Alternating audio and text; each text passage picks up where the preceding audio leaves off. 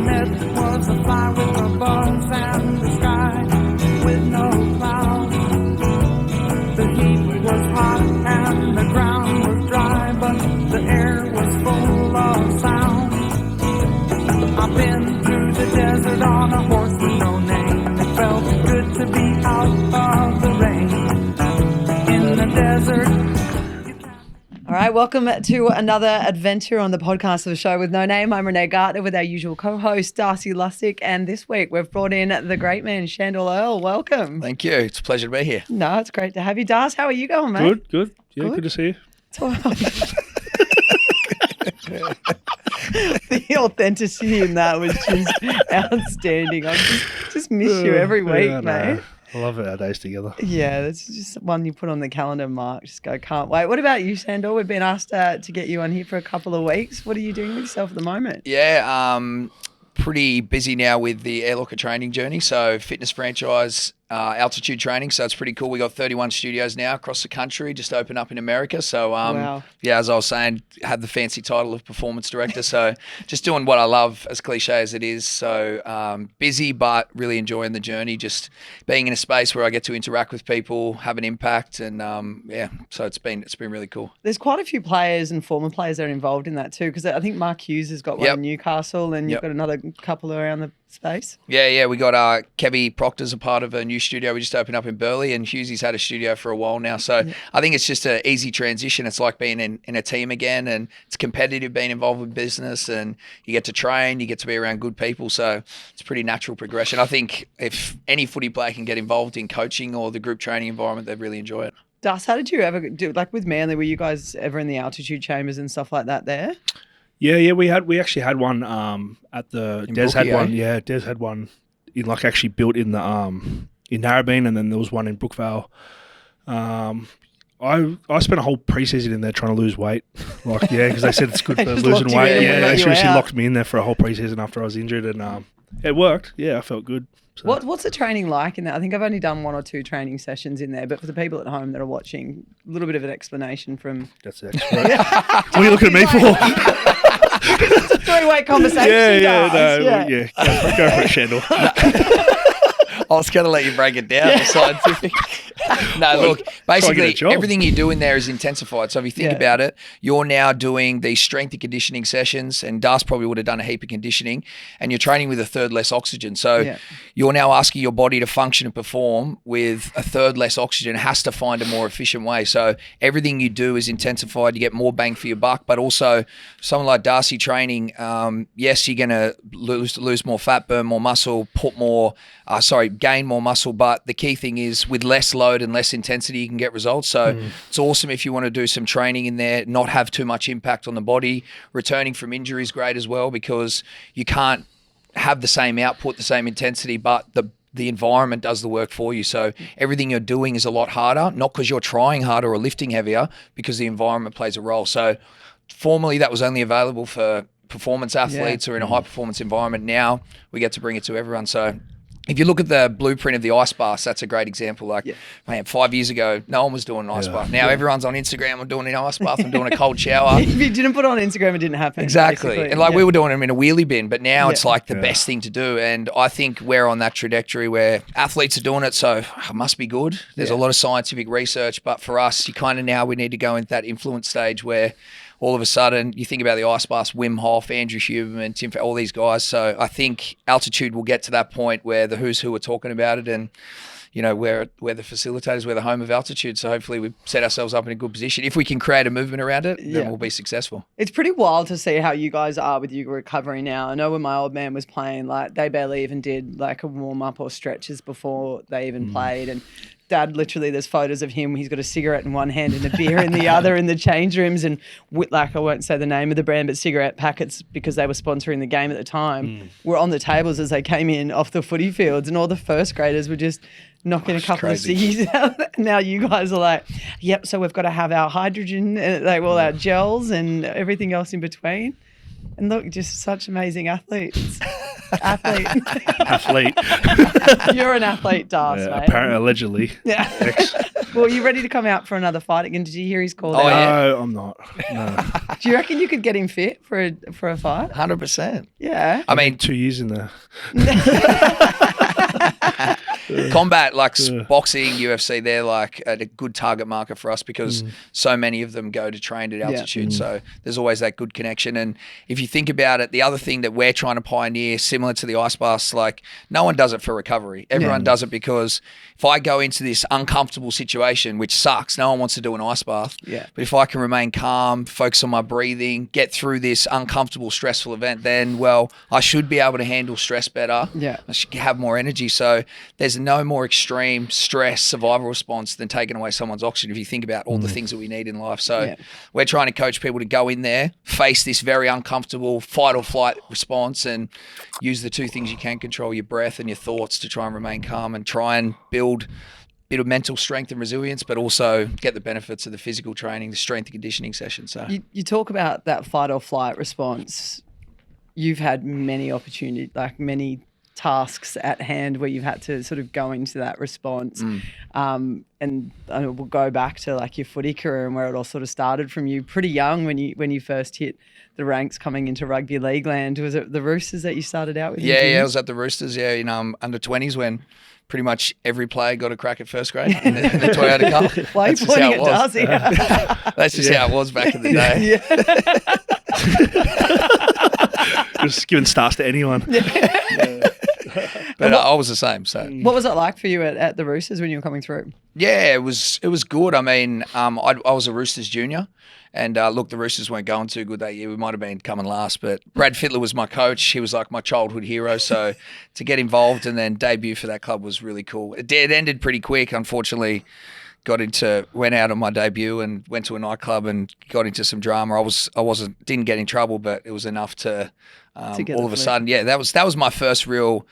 Probably I did my ACL when I was about 17, which was tough, but that really set me up as well. I was 69 kilos at 17 and then, had the year off. Mum sent me, just let me go to the gym and got me a nutrition plan. And all of a sudden I came back at 83 kilos the next year and that kind of changed my life. So that roller coaster, it's funny when you look back, the biggest challenges I've gone through have always led to the next best thing. And that's kind of been like a recurring theme, which gives me the mindset I have now. If I look back and all of these negative or bad situations have been followed by the best, my biggest growth, my biggest lessons. So I kind of now have that mindset of what is really negative or bad when time after time, so many great things have happened. So it gives me that perspective now when I'm faced with these challenges. I'm like, no, I'm good here.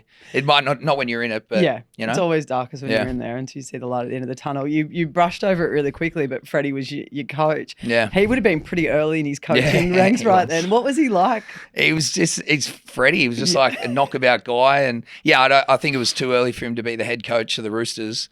And I don't know how long it lasted. I really enjoyed it just because I idolized him. Like he was my favorite player growing up. So it was pretty cool. But I just think it was too soon. He was still one of the lads. Yeah. He'd played with half the team. I just don't think he didn't have that like authority, No, none of the barefoot stuff that he does now. It's a little bit different in coaching. He hadn't gone down that path. I think he wasn't using deodorant at that point. That was it. He did go through a big phase because he was just like, this is my smell and this is natural and this is the way out in the cold showers. Yeah, exactly. So that was, the barefoot and that hadn't started yet, but he was on that journey. Who was probably one coach that you had? Because, I mean, you had a lot of former players. All your coaches were former players. Yeah. Was there any that you were starstruck with? Obviously, I had Des first up. Obviously, being a Manly fan, he was like the king, and then but he was so intimidating. Like I was so intimidated by him. He was a psychopath. We've covered that. He got the results. He was such a good man manager. Yeah, he's a really good. I find the best coaches that I've dealt with are the best good man managers. You're dealing with 30 blokes that play rugby league. They're not all stable. You know what I mean? So you got plenty of different personalities. So if you can sort of nurture and get the best out of everyone. Have you had another good coach like him? I enjoyed Ricky Stewart. Oh yeah. Ricky Stewart. I had him for a year. Ricky Stewart was good. Did you have Ricky when you went to Raiders? Was that who was coaching? Nah, I had Fernsey, David Ferner. Oh, yeah, okay. What was he like? Yeah, again, like he was a good guy, but just that, like my biggest example, I had Bellamy. So just like, then you're talking night and day. It's like chalk and cheese. But you're only comparing that now, like in terms of when you were coming through those ranks and you had those coaches. Were you like or were you? I was always aware of the coaches. It always blew my mind that how disconnected and how poorly they communicated. You know, it's just like so strange. They become a head coach and it's like they can't look at you, they don't talk to you. It's just fucking strange. Like you're walking and then someone like they look at you and you think, oh, what are they? And then it's like the mind games start. You and think, I just think it's unnecessary. Thinking, you know? Like that's not the best way to get out of a play. Like I'm a coach now, and those interactions with people, getting the best out of them is everything. Like you said, I think the best coaches have good people around them, but they're just they nail actually managing people. You think you spend so much time with them. If at all during your footy career you feel uncomfortable or you feel awkward or you can't have a conversation, it's just a shit environment. And I know there's probably one or two clubs at the moment that are looking at that environment, and we'll be seeing that unfold in the next couple of days in the paper. I mean, you look at South at the moment, there's so much pressure on poor Demetrio, and well, you can say poor Demetrio, depends on which way you want to look at it. It's hard to see it happen to any club, really, isn't it? When I went to the Storm, it just blew my mind. Like, I couldn't believe... Everyone asked me, like, what's it like there? And they're expecting some secret or some blueprint, but it's not really like that. It's just... He's been there for 15 years. It's a very unique situation. Like that doesn't happen anywhere else. So the standards and the culture there, like you come in and you have to buy into it. I kind of look back, and I was one of those players that tried hard, wanted to do the extras, but it was like school at other NRL clubs. Like if you were trying too hard, someone was going to chip you for trying too hard. So I was like, oh, if you go there and you're not doing that, you're the odd one out. You're the weirdo.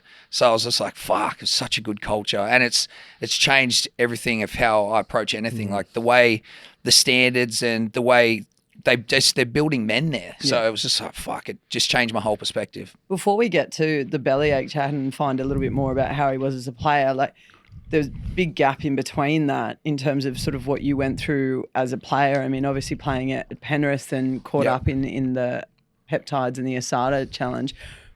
What was that like for you during that period? Because it was quite grim watching from the outside. Yeah, well, even Penrith. So that year at the Roosters, I was 19, played first grade. I was thinking, I'm sweet. And then I didn't get a contract.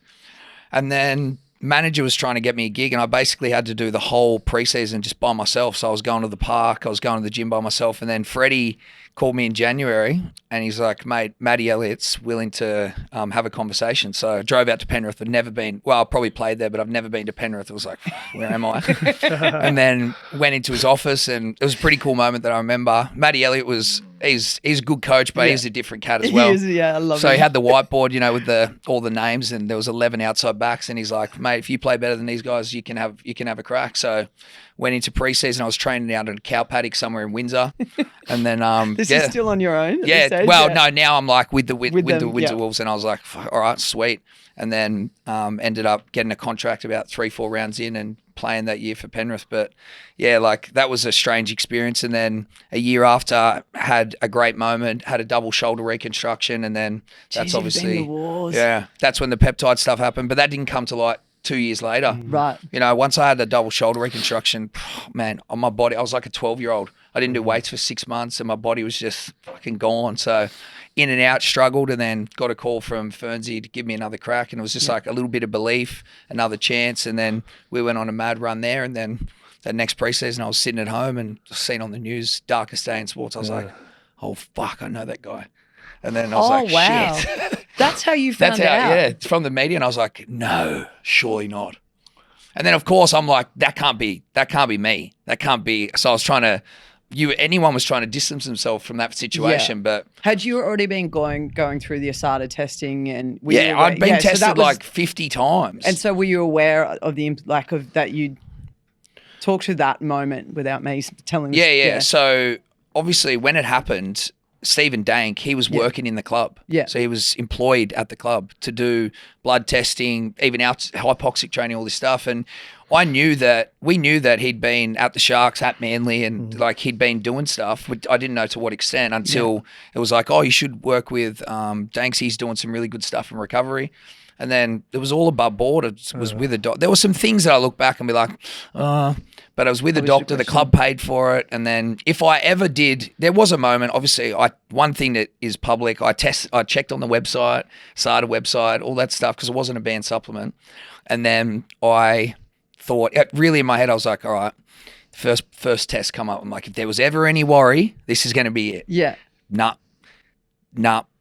10 more. And it's like, okay, what? So, of course, I never thought anything of it. And then, boom, that day in preseason, we're sitting at the house and I was like, fuck. No. The website may have been wrong. Oh, so yeah. And then that's when the whole media circus started. And then, like I said, that was way harder than what I went through with the scrutiny and stuff like that. Like playing football and it's slowly starting to unravel and you're starting to get all this pressure, but you're still trying to play footy and turn up to training. Like that was way harder than the actual impact of it all happening. Really? Yeah, just trying to have a brave face, trying to stay positive, going to training, copping all the stuff all the time. Like that was a whole year journey in the season. Like that was way harder than the actual moment it happened and copping some public backlash. Like having to pretend and manage how you're feeling. And I'm pretty upbeat, positive guy. So whenever you're not and everyone's asking, oh, what's wrong? Are you all right? So yeah, that was way harder. To go from like seeing that headline of being the darkest day in the game to then being told 4 years on the sideline, what did that do to you? Yeah, well, initially, obviously when it happened, I was in like a room for 4 days. Like I went to the crime commission at one point. Like it was intense. Yeah. So I just was at the point where I was like, yeah, I'm over it. And they gave me an out. They said, look, if you talk about, of course they wanted me to talk about what I had heard about players. Yeah. But for me, that was all alleged and there's no way I was going to do that. I was going to go down as the dog as well as the drug check. I got pulled in there as well because obviously being at Manly and they grilled me for 2 hours and when I had no info from them, then they started going, okay, well, tell us about other people and stuff like that. I said, well, that's not going to really make me the most popular person in rugby league, is it? So, but also, that's hearsay still, right? Yeah, I was like, I don't know any. So, but I feel like they just wanted anything. It was wild. Like, something had to happen. Yeah. And looking back, like if you and it's without going crazy conspiracy, but it did start from that political presentation. So I don't know, the darkest day in Australian sport, and there was a few moving parts, but something had to happen. And look, the stars aligned. Yeah, I was just this young kid by himself, not in a team, and it was just like it was a bit of a perfect storm for them. But and from that moment, you obviously, you ended up moving over to Thailand and sort of using that time to sort of rebuild over there. Like as you said, you're like a yo-yo. How well you rebound from so many things. What made you move to Thailand and sort of what happened over there? There's this holiday like training destination where everyone goes, and I'd been there the year before with Renee and Willie Tonga and a few other people, and it was just an awesome place. People from all different parts of the world, and traveling has probably been the best thing that's opened my eyes. You realise, rugby league and who you are is very insignificant. No one knows what the fuck it is anyway. So it's just like, okay, you can be yourself. You're not living through that persona, so it was really cool. But as soon as it happened, I was like, I got to get out of here. I remember being in the airport that day. I don't have anxiety, but that was got to be anxiety. And then I sat down in the plane, and the guy pulled up right next to me, opened the paper, and I was on the front page, and then double page spread. I was just like, I'm going like hoodie on. I was like, this is bullshit. Was it a good photo? I don't know. I can't remember, but I just was like, sure. What are the odds? He pulls up the Daily Telegraph, and he's just sitting right next to me. So, but then I got away, and it was just the best thing I could have done. And then coming back, I think the first significant moment was doing the Channel 9 interview. Yeah. And then people were like, oh, okay, there's a bit more to the story, and it's human. It's not just all the headlines. And then it started to take a bit of a shift as things started to unravel. And as I said to you, I just took a honest approach. I was like, yeah, look, this is the details, but I take responsibility. It is what it is. I'll do what I have to do. But I never thought it would be 4 years, to be honest. Yeah. Did you find it hard? And I know I've seen an article about it, like where there were players that, basically it was 3 weeks on the sideline where you had 4 years.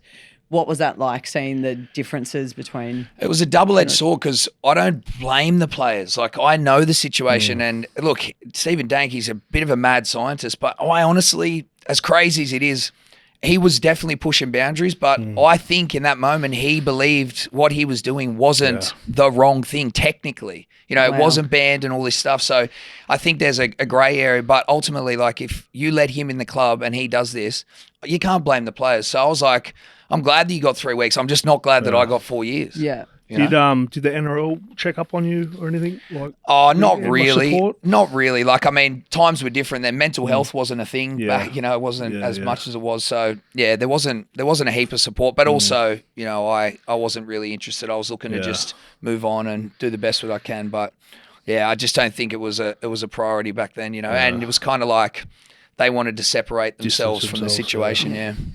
But I mean, you've always been someone who's prided yourself on doing the work. And I mean, you've spoken about, you know, going out and training in the paddocks on your own out in Penrith and, you know, working your ass off to go and have those conversations in Canberra.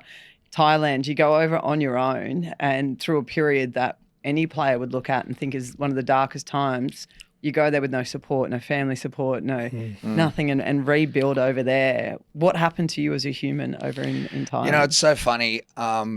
Now I think it's just maturity, but a lot of self-reflection, self-awareness. And I look back on a few things that you mentioned. Like, I was pretty silly my career. I wasn't like, had this superstar career. And I have these conversations all the time. Even when I was at the Storm, you're surrounded like Billy Slater, Cameron Smith, and they've got these crazy careers. And, you know, these are the guys that in the right room, they're going to have this amazing presence. But on the flip side, what I did go through, the injuries, the suspension, and I love those boys and they're great, but I don't know if they would have gotten through that. So there's a bit of personal pride in like, wow, it wasn't a fairy tale, but I'm proud of what I've been able to overcome, you know. And in that situation, like I said, I wasn't that smart at that age with my money and things like that, but you know, even buying an apartment and having to sell that just to pay legal fees, which was a dead end cause anyway, and then going over to Thailand with 10 grand in my pocket, but then use that 10 grand to randomly start a little cafe at the front of the hotel I was staying at. And then before you knew it, I owned a gym and 2 cafes and started to be like, okay, rebuild a little bit, and then came back and opened the gym and got another opportunity to play footy. So yeah, look, it was a tough time, but it also led to a lot of growth and a lot of change, and you kind of lost yourself to find yourself. Was there ever a moment in Thailand where you were like, that's my last game? Like at 20, you were 23, you said? Nah, there wasn't. I was always just like, because I'd played since I was 4. Like I dedicated my whole life to that. So I was like, I don't want to go out on that note. So but it didn't happen until about a year in that I found out that it wasn't, because there was no way that I thought it was going to be 4 years. Yeah. Given what I'd been told and everything else. But then they said the information that was provided about Stephen Dank is irrelevant. So it's the 4 years. And I was just like, it was a hard pill to swallow. But I still had the vision and want to come back. And so you're in Thailand, completely different country. They're not playing. You can't play park footy at all when you're under a ban for drugs in sport. You're not allowed to touch the game in itself. What were you doing to stay with your toe in the water and to stay up? Because the game changes astronomically every year. You talk about a player who misses a couple of weeks, let alone 4 years. Not much. Like I was just obviously I had a gym and I was very fit and just stayed in touch with that. But yeah, you weren't allowed to. They put the fear into you. You weren't allowed to play. You can't play a professional ping pong game. Like water will blow up. You know. So yeah, I couldn't do anything. But we had a table tennis player in here last night. Did you? Yeah. One funny story is when I was on that journey to be suspended, I was kind of like of the perspective that I could just run away and like get out of Australia with not too much context. But I actually went down this pathway of, I got a rugby agent and I signed a contract for Section Palisade. It's a French rugby team, like in the, I don't know what their comp's called, but top 15, top 14, whatever. Yeah. And I was fully going there, like signed the contract. They got me a house. I was living in the south of France. And that's where I was going. And then when they shut it down, I had to obviously tell them that I was getting suspended, and they were filthy. But yeah, that's where I was going. I was like, I said to first grade, I'm going to French rugby, mate. Like that's just the choice. He's like, what do you mean? Why do you want to leave rugby league? I was like, oh no, just want to change. This wasn't in, like, no one knew that what was going to be the outcome. So yeah, that was a random little month period in my life. Easy come, easy go. It was like Darcy with Toronto. Have we got half an hour to talk about that? And then it came down to it wasn't a phone call. It wasn't get my manager to get in contact with this coach. It was a letter, and you wrote a letter to Bellamy. Yeah. Randomly, and I've told this story before. I I had this in Thailand. They're very strict with visas and stuff like that. I thought you were about to say they're strict with sending letters. No. You wouldn't even dare try and send mail in Thailand. I don't know where it would go. But I had this overstay on my visa by like a week. And this is unheard of. Anyway, it got found out because I was working. Long story short, I ended up getting deported. So I was in a what do you call it? Like a refugee camp, not a refugee camp, but what do you call it? A detention center in Bangkok. And that's really when I was like, wow, is this where I'm at? And funnily enough, I had two things with me. I had a sleeping tablet and I had Craig Bellamy's book, which I slept on in the prison cell. I laid on it. I don't think there's many people who've slept on any bellyache's words before. So, and on the plane home, and this is another thing, I have a New Zealand passport as well. Yeah. So that was the only one I had on me at the time. Got to the airport, it's like, cool, booked my flight to Sydney. Oh, mate, you have to return to your home country. I was like, but I don't live there. So anyway, they sent me back to Auckland.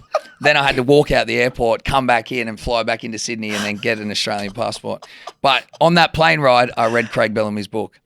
And of course we know about the Storm, but that kind of capped it off. I was like, you know what? If you're going to just have one more crack, I want to try and go to the Storm and just see what I could be, try and experience it. So yeah, to your point, I just knew that in my head, I was like, I don't want to get my manager to call him. So wrote him a letter. I don't think he uses emails or he didn't at that point. So wrote him a letter and just said, this is who I am. This is what I've been through. This is what I think I could offer. And then randomly a week later, he gives me a call. And he says, do you want to meet at a cafe? And I was like, fuck, yes. I couldn't believe it. And then went to the cafe. I think he just wanted to size me up and see whether I was serious. But 30 minutes into the conversation, he said, mate, I've spoken to the powers that be. We've got a contract for you next year. And I was just like mind blown. That was in the space of 10 days. But I think what you spoke about before, you can imagine the trust and the gratitude I had for him straight away. So that moment between me and him was like, you'd die for him. Yeah. So that whole year opened the gym, coached every class, trained every day. And, I came back that's probably, you know what, I regret what happened, which I'm about to say, more than the suspension. Like we all have those moments, but when I came back to preseason, I felt the best I'd ever felt. Like I was, not to be arrogant, but I was flying in preseason. And then 2 weeks in, I tore my ACL. It's like you wouldn't wish that upon your worst enemy. You couldn't write it. No, you couldn't. And because I was talking to Lizzie State, and as a mutual friend of ours, and she was one of the first ever female physios within the Australian team and New South Wales team many years ago. I think Ricky Stewart used to use her. Yeah. And I used to go there to get physio because I get injured at the drop of a hat. And she would always just keep me updated on how you were. And she said she'd been speaking to you in Thailand, and like the joy that she had when you got that signature at Melbourne Storm was ginormous. Like amazing to have so many people support you through that journey. And just her eyes even teared up when she was talking about when you did your knee. It's just ridiculous. She's like, I've been calling him every week or every day just to sort of make sure that, your headspace stays right. How do you go from such, like you're on the highest of high at this point, and you've done your time as far as, the game's concerned, and you're concerned as well too. Talk to me through I think that was the hardest thing I've had to overcome. I remember just going home at night and just like crying because I just couldn't believe it. Like I just couldn't believe that had happened, But again, another great example of Craig Bellamy. I remember finishing the field session, somehow got my way back to the stadium, and I was in the doctor's office, got the scan and the inevitable, they told me. Craig got on the phone and they handed me the phone. I was obviously crying, and he said, awkward conversation for him to have. He just said, mate, I can't imagine what you're going through, but if you still want to play, I've got a contract for you for next year, so you just focus on your recovery. And again, I was like, oh my God, what a man, It was an unbelievable moment. And then to share what my mindset was, I obviously had a lot of shame, a lot of guilt. I felt like, man, they're just giving me this chance, giving me a contract. I've taken a spot and now I can't even do anything. So there was a lot of guilt. So my perspective was, well, if I just smash this rehab, come in every day with a smile on my face and rip into training, surely everyone else will look around and be like, if Sandor's after all that still. So I felt like the only way I could give back was be a good teammate, inspire everyone else. And that's kind of how I got my mindset to just focus on what I could do rather than everything I couldn't. So you shifted your mindset from just training just solely and wholly for yourself to get back on that training paddock, but you wanted to set an example for your teammates? Yeah, well, like everything in my life, I'll just find an optimistic twist to the situation that only has to make sense to me. Yeah. So I just was like, how can I spin this? And that was what I come up with. And I figured if I can come to training every day, rip in with a good attitude and positive, does anyone else really have an excuse, or can anyone look at me and, it cheers them up or gives them a bit of inspiration, So that's how I felt I can contribute. Because both you can talk to this really well. You've both spent considerable amounts within those rehab sessions and recovering from injuries.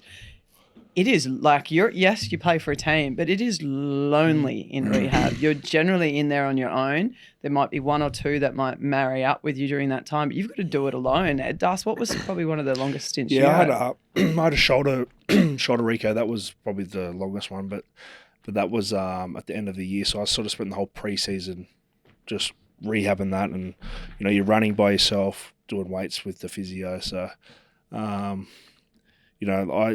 just try to be positive as well. But obviously, there's not much you can do about it. You just got to get on with it. You can't feel sorry for yourself. So, I was pretty lucky with injuries. I only had a groin reco and a shoulder reco. So I've got nothing on Sandor.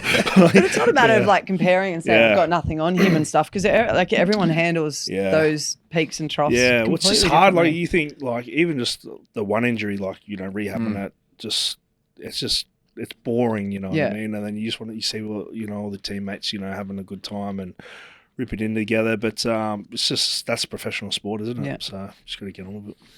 It's a strange thing to go through, though. Yeah. Like now, I mix so much with the general population. People who haven't been an athlete. The Gen Pop. Yeah, that's the term. But that experience of being injured and it is weird. It's a thing that they wouldn't really understand, and I just think. That people make those comparisons. Like, think when you were young and, you didn't finish your dinner and mum would say, there's starving people in Africa. Like, that is true. And it's a good little way to motivate you. But ultimately, that's not my life. Yeah. Like, what's relative to me in that moment, that injury was everything. Yeah. So that's the worst thing that could possibly happen to me in that moment. So for me, that was the hardest thing in comparison to other people. It's not, but to go through that, it does suck. It's a hard journey, but it's a thing that unique to athletes and players. They go through, and you do get a lot out of it. And I mean, the best, but lack of a better term, you're blessed by the best. You're surrounded. At this moment, you're at Storm. You've got some of the best strength and conditioning coaches in the game. You've got some of the greatest minds around you in terms of players, former players. Frank Panisi, one of the best managers down there at the Storm as well. What was it then like for you to have that support and get back on the field again? Yeah, I mean, it's a luxury. I obviously I did the Gladiators this year, and we're going to get to that. I tore my calf, tore Darcy my lat. The outfit. I don't know if it fit the big fella. They're small shorts and a crop top as it is. But didn't want to cough. We'll try it on later. I got injured like quite bad. Oh, you kidding? I tore my calf, tore my lat like really bad, and. In that moment, I was just how many mirrors have you broken in life? But the luxury of when you get injured and you're an athlete, wow, it's 3 days later you're with the best surgeon. And it's just like the care and the physio and the intention. When it's just you, there's none of that. You're trying to book your own physio appointment. It's just no one cares. 100%. I've never been into professional teams like you have, but like in terms of what I've done with boxing and netball and athletics, I've always you get your training programs given to you. There is strength and conditioning on the way, and since I've been out of it, me trying to get back to training and fitness again, I know how to train here. I do not know how to train here. Like, Liz is like frustration with me in terms of she's like weighted, like just the elastic band and you're doing this and you're doing that. I'm like, Liz, I'm fucking bored. She's like, drop the ego. You've got to do the basics again. And it's so hard because you guys are right. You can train here, but build yourself back up when you've torn your calf wearing tight little tidy pants. Strategic, those little booty the calf shorts. that tore, not the pants. Mate. But I don't know. I have a newfound, like Darcy, I'm sure Darcy could explain this. When you finish football, I'm grateful that time away, I did have a passion and I did have some experience in business. So I wasn't transitioning to coach kids footy or do the thing that's what do I do? So I'm lucky I had a pathway and a purpose. But understand, when you finish footy, you got to think like our clothes were washed, our food was made. Yeah. You got to be here, here, and here. It's a printed off weekly itinerary for every moment of your life, and then all of a sudden you got to do that yourself. So it's a tough. That's the tough transition part. But I also think you're trying to be the best footy player you can be. So there's not all these opportunities to just be an entrepreneur and chase these things. So, but what we do need to remember and encourage with the footy players is, if you were a professional athlete, you have some amazing skills. Yeah. That could be valuable to anyone and everyone. Just needs to be channeled into something. Yeah. So I think that's the gap. But I'm grateful that I had something I was interested in, a pathway, a purpose, something bigger, But clubs do offer that for you guys as players. Although you're concentrating on, your footy and training and everything else in between, there are educational processes and options available for you. If you guys do want to go and do uni or train, like look at Matty King from that. He's now finished a full law degree. There's players that have Cooper Cronk. He was another one that was studying while he was doing it. There's plenty of opportunities available. Yeah, there is. I just would attack it differently. Yeah. I would try and, rather than, sometimes it's a box tick, sometimes it's not. The things that you mentioned are awesome, like people going out and getting degrees. I probably wasn't someone who was going to go to university. That's just being honest. But I would have just liked, rather than, do you want to do a certificate? Do you want to get your Cert 3 or 4? Do you want to do a business certificate? Whatever that is. Yeah. I would have just liked a platform where it's like someone comes in, an expert, and breaks down what are you interested in? Yeah. Would you like learning about just the fundamentals of budgets and finances, just the normal shit that would be so valuable, and try and get to a point where a player leaves and they know, I'm really passionate about this. I'd love to go into this. I think that would be the way to go. I think the game's definitely expanding that. And I only know because I work within the NRL. Yeah. And you see a lot of agents now offering that as well. There's even agencies that are offering help with how to use social media properly, which is probably a big thing everyone needs to be able to do, in terms of working out what your IP is, how to help with yourself with sponsors and networking, your budget, your financing, because, you are in that position where you're young men and you're getting money thrown at you and you're sitting there going, okay, well, I'm going to live between my means and I'm not going to think about the future and when the money dries up. And for you, 2009 to 2020 and 56 NRL games, was it all up in total? But it's in terms of that, like a player of that age sitting there, you're 23, you think the world's at your feet, and that paycheck's going to keep coming and it's going to keep getting bigger and bigger. And I don't think the perception's there that this could be gone tomorrow is still, as much as it's tried to be taught and learned, I don't think that's still there.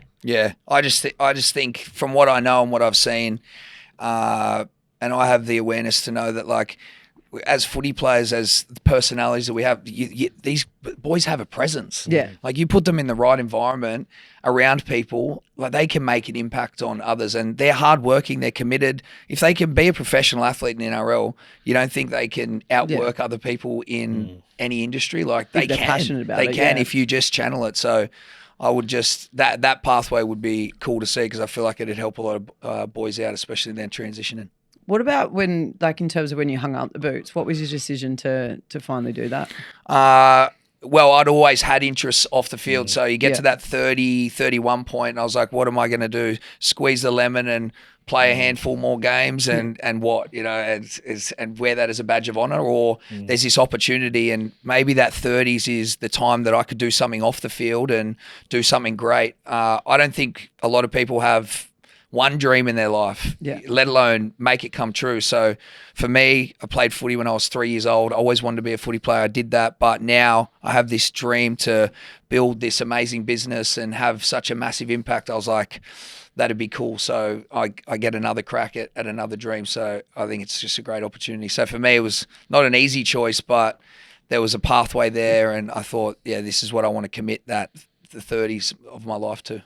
And then next minute knocked on the door and Gladiators was calling. Yeah, well, not How knocked on did the door. that come about? I got a message on Instagram from Warner Brothers, so I thought, yeah, this is a G-up. Is it either going to be maths or... Yeah, I've had requests for like the dating TV shows and Survivor and that before, but to get a message from Warner Brothers was just random because, I thought that was the movies. Yeah. So I was like, what is this? But then, Hollywood. Yeah, that's what I mean. Hollywood. Making another Mickey Mouse remake. That's what I mean. So I was like, oh, this is bullshit. It's got to be a G-up. And then I kind of digged in and they said it was Gladiators. I was like, oh, stop it. This is so Did you good. watch Gladiators growing up? Yeah, of course. Yeah. I was young, but I watched it. Yeah. It was mad. So when I realised it was legit, then, we went for...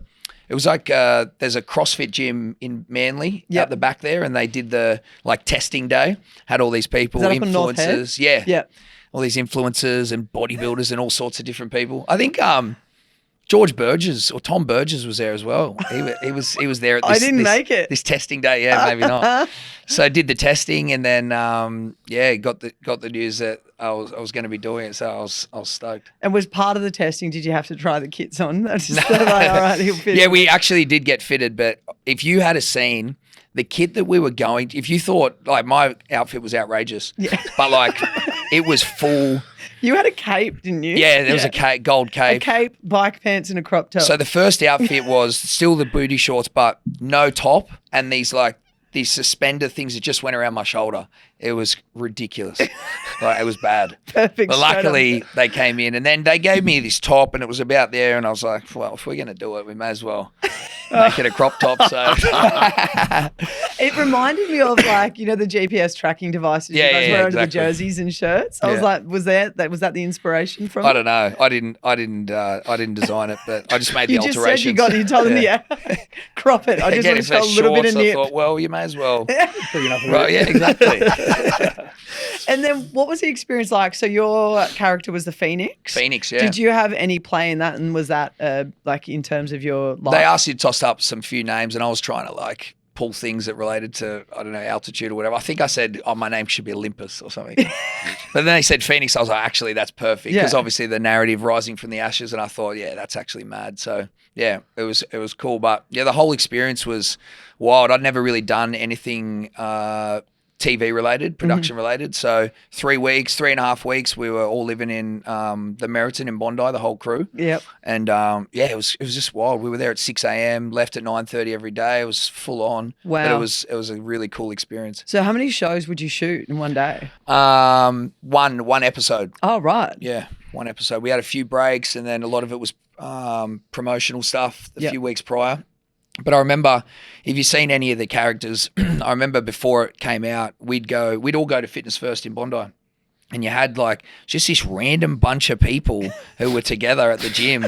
You got so you had Cyclone and Maximus, and these guys are just these big black, shredded. And then you had Chaos with the red hair deadlifting 250 kilos at Fitness First.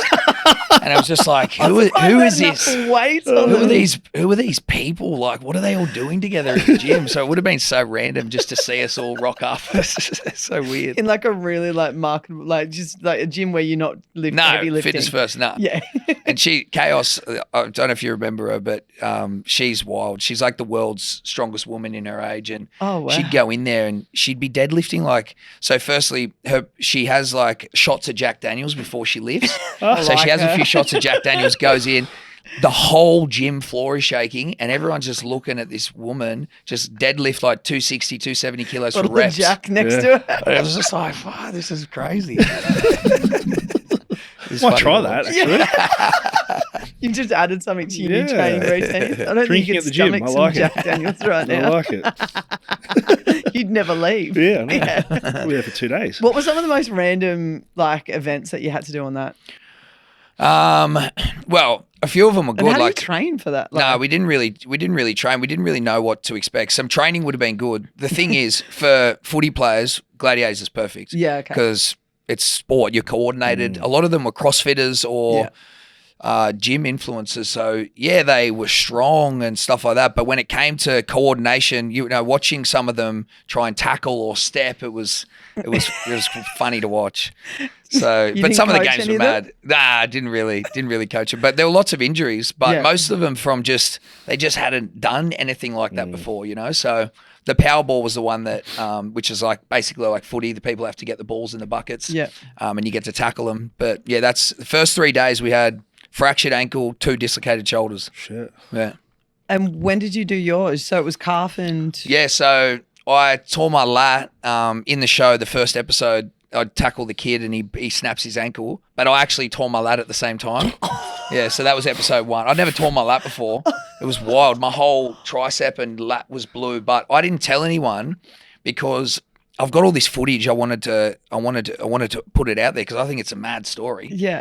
So I didn't tell anyone. Yeah, of course. I didn't tell anyone because they're very insurance and risk heavy. I'm like, if they pull me out, I'll be filthy. So of course you just go into footy mode. It's like, yeah, I'm sweet. Nothing happened. So get through that. And then episode 5, have a little bit of a battle with this lad who he was, so they talk about, he was an ex-army, but he's a dog walker as well. So it was kind of like, they only say you're versing the dog walker, literally? but yeah, he's he walks dogs now, but they don't let out that he's actually like ex-army because they're like, well, what if a story gets out that he's done something overseas, like something wild? So of course, then they play the narrative that Phoenix versus the dog walker. But, so.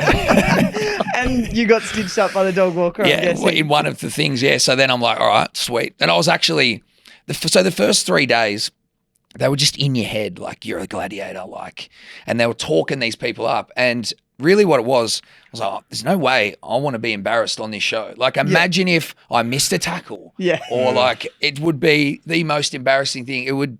The whole show wouldn't have been worth it because I just would have been so embarrassed. Yeah. So I'm like kill mode, sort of. Like they've just trained you to kill the first 3 days. And then you got Hammer, who is Mark McGaw, ex-footy player. Yeah. And he's old school. He's the ref now. So he was the one ref. of those blokes who, because he tells a really funny story about, like, there was the State of Origin game. They played with Queensland and New South Wales in America, and they basically overheard the ref saying, you can't pull any penalties up in this game. And he goes, what? So no penalties whatsoever? And he goes, no. So he went back to the sheds and told the team, first 10 seconds, put a stink on. And because I was interviewing, he goes, I used to ignore the refs. I never do it. And he goes, now I'm the ultimate ref on Gladiators. He's a lunatic. Yeah, sorry. So, and then, I was playing that guy in Powerball and then stepped on a ball and tore my calf. Old man injury, but proper tore it, like 13 centimeters. So now I'm like, fuck, how am I going to get through this? I slowly try and walk off. The next day, I like can't walk and I'm trying to play it off. I don't tell anyone that I've done it. I just go and see the ex-Roosters doctor and get a scan, and he tells me that I've done all this stuff. I'm like, all right, sweet, at least I know, but I'm not going to tell anyone. And then I figured out the games like so your intelligence has gotten a lot better as you've gotten older, isn't it? Yeah. Yeah. The duel and these games on the foam, I was like, okay, it doesn't hurt. So then I just stuck to what I could do and got through it. But yeah, about that episode, 4 episodes in, Mark McGaw's son comes on. He's a beast. Yeah, he is a beast. And he's like again, your size, this is kill mode. So they're like, I see this kid and I'm like, again, I'm not fucking being embarrassed on this show. He came on as a competitor. And he's jacked and they're talking him up. Little do we know, I love him. He's a great bloke, Tori, but he's a soccer player. And like, it's not, but you see this guy and they're talking it up and you're thinking, I'm like, there's no way. So anyway, 5 minutes before. There is no way I would have said he's a soccer player. That's what I mean. But if they told me that, it would have changed my perspective on things. But they're like ex-NFL draft player. I'm like, and then I look at him, I'm like, all right, like, so I'm on. And about 15 minutes before, Hammer goes, you should watch one of my old clips on the pyramid. And it was like the Wild West back then. Like they did whatever they wanted. Yeah. So I watched this clip and he did some crazy shit. And he did this one move where 5 steps up the pyramid, which is probably like 6 meters, he just tackles someone flat and just goes from here all the way to the floor. I was like, that's mad. So that was in my head. So I get up, I let Tori get up there about 6 levels up. I pick him up I looked at the clock. There was 6 seconds left. I go, I'm doing it. So I hugged him and I just jumped from the 6th level, and I realized I wasn't going to make it. So, and they show this, and I did a front flip, and then obviously I knew I was doing the front flip. So I tucked my head. He landed directly as a pencil on the top of his head. And it was just like, and then, so that triggered, that was when the producers come down and said, look, we're going to need to just dial it back. So I was like, yeah, okay. They're like, it's a kid's show. And, so they showed some of the tackles. They showed me like a highlight. They're like, we're not going to air this. Like, you've got to stop. So I was like, but you told me you said we're the gladiators. So it was actually the best thing to happen, because then it was like, okay, now we're trying to entertain. So you actually use the skill sets you have, because you are in control. Yeah. And then you started to be like, okay, I'll be a bit more strategic and what could look really good, competitive. But so then it was actually way better. Not kill someone. Yeah. Just no broken necks. Yeah.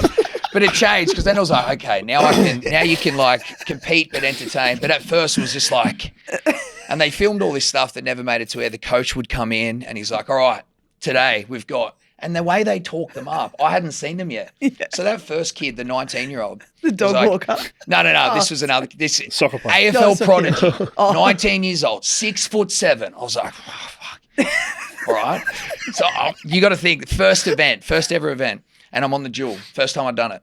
And this is what they're saying. AFL prodigy, 6'7", like he's an athlete, got the fastest time in testing. There's no way I'm coming out like I have to do everything I can. Yeah.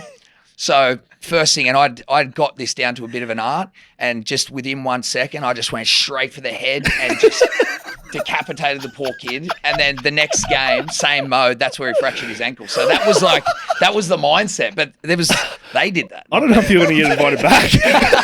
I'm trying to work out whether you actually got any air time. Yeah. Well, I've got heaps of air time. Heaps of air time. This is like the uncut version of what actually happened. But yeah, that was the mindset. So those first few days, it was just your pride. I hadn't been as nervous for a football game as I was when I got up on that podium, because what if I get knocked off? Yeah. How embarrassing. Yeah. That was always in my head. So I was like, it was similar to when like the boxing, you would admit, boxing, the adrenaline was 10 times more than footy. Yeah. Like you by yourself, and it's the same, it is the same as boxing, because it's like, what if I get knocked out? Yeah, in front of everyone. Yes. And as a man, I don't know if there's anything like you don't want to get knocked out. So that as a woman, you don't want to get knocked out. No, as anyone probably. Yeah. But that's the ultimate pride thing. So that's how I felt when doing that. So that was the mentality. But yeah, after that pyramid, that's when they were like, yeah, we need to dial it back. Do you reckon you could get that coach into any of the current footy sides and give him a bit of a rev up? What he did, like, just to build the perception of these people, these contenders, and like, we had no idea, but the person he was talking about was a postman. Yeah. But they talked, I'm coming out thinking, what's this guy going to be? You only get to see them literally when you walk out. So the way he talked them up, strong, athletic, this and that. But in reality, it's Johnny, the 45-year-old person. So they're talking up Darcy, and then they get Ace Mace coming out. So that was the mindset. So yeah, but it was great fun. I loved it. Are you pleased? Like, you've done everything that sort of happened in your life, from like the bad instances that have happened to the rise and fall, the Phoenix moments, and also Gladiators. Are you proud when you look back on the life of where you are? Yeah, I think, again, going back to what I'm doing now, I had this moment a couple months ago, and I think I was just training by myself, but the position that I'm in, I can relate to other people. And I can only do that because I've experienced a lot of things. I've been exposed to a lot of things. And I think without that attribute, I wouldn't be able to have the success that I have in what I'm doing, coaching other people. And group training is a beautiful platform, because you get big, small, young, old, introverted, extroverted. You come into this space and you can make them feel 10 feet tall. Yeah. And I feel like I can connect with a lot of people because of the things that I've been through. And you kind of have to look back and go, maybe that was supposed to happen because of this moment. And if those things didn't happen, what experience, what perspective, what would I have? So, yeah, it would have been nice to have the fairy tale and maybe a little bit less adversity, but ultimately it's who I am. I am who I am because of those experiences. So I am grateful. If you both could give yourself an advice to 14-year-old you, what would it be? What would be the game-changing piece of advice you'd give your younger self? Oh,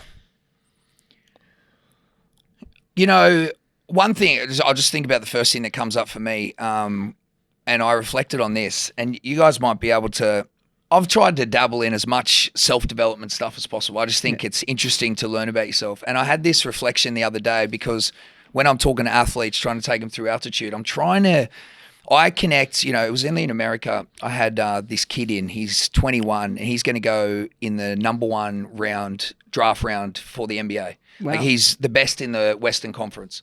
And like I took him through this altitude experience, which I'm trying to do. I'm trying to take the people through. And yeah, I took him through some stuff. But really, we were just having these mad conversations about mindset, about fear of failure, about overthinking. And I look back and I only reflected on this because of the work that I'm doing. But I think I got to where I was because I worked really hard. And I think in reflection, working hard is great. It's a great asset and a great value. But I feel like I've almost taken on the persona of being a hard worker as a badge of honor.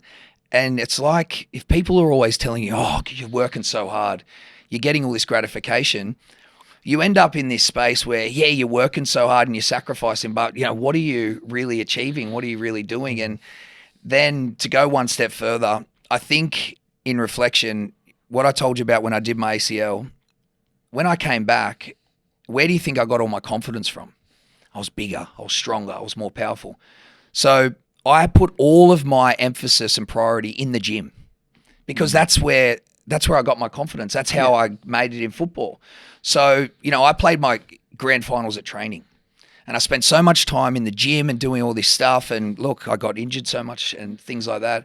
I think I would have just liked to have shifted my perspective at that age and be like, there's other things you can focus on. There's other priorities. And I also think for whatever reason, I don't know if you were like this, Darcy, but you know, you understand now the powers of positive thinking and visualization. I only ever used to run through the worst case scenario in my head. Like, what if I drop the ball? What if I do this? Like, and we all know, like, it doesn't need to be this mystical, crazy thing, but we know if what we tell ourselves is what we'll become, right? And I just think back like, fuck, that's all I would ever think about. You know, how, what a waste. Yeah, you know? 100%. Yeah. So off to you, Darcy. Yeah. Sorry, bro. I don't know how to follow up on that one. Huh? We'll edit it and put yours first. Yeah. No, look, I just thought I knew everything at 21, you know what I mean? Yeah. Like, I was, you know, your dad tries to tell you something and people try to tell you something, you go, oh, you know, why would I listen to them? And now I think back, my life would be so much easier if I took on it, you know, people's advice. So, you know, that was probably just an ego thing as well, you know what I mean? Yeah. You know, you play an NRL at 21 and, you know, you think you made it and, you know, your life could be so a lot easier moving forward if you, you know, take on a little bit of advice from people.